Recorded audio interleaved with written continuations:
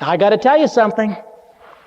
Once you cross over that bridge, once you are truly converted, every power out of the kingdom of hell, every power of the enemies of Christ, whether it be the flesh or the world or Satan himself, will lure you and draw you and desire you to look back over the other side of the bridge and to begin to move into the direction of what you used to be.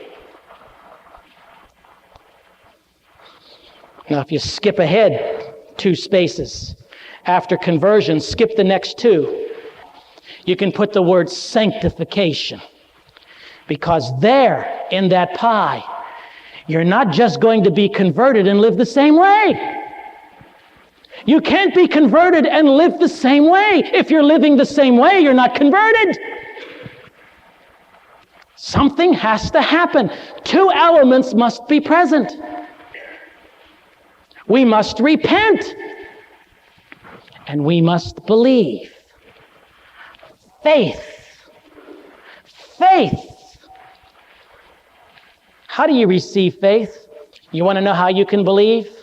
Get into this book. Things will begin to happen. When you put this book into my filthy heart, the garbage has got to come out. And so I repent, and I believe. I turn from my sins, my specific sins. And you see, all during that effectual calling, God's been convicting me of that. You know what he's been saying to me? That adultery's wrong. The way you treat your wife is wrong. Your uncontrolled tongue is wrong. Your secret sins in your own little chamber that nobody else knows about, at least you think nobody else knows, that God says is exposed to all of heaven, that's wrong. And God begins to hammer home the message as he's calling you to be converted. You know what he does through the preaching of the word?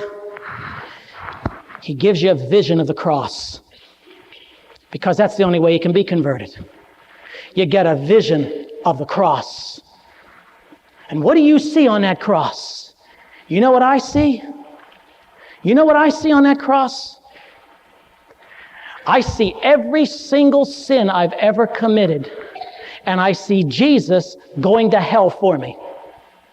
That's what I see. I see Jesus imbibing within himself my sins and dying there on that cross and going to hell on that cross so that I don't have to. Man, if that doesn't get you down on your face before a holy God and say, why is your mercy extended to me? God's mercy.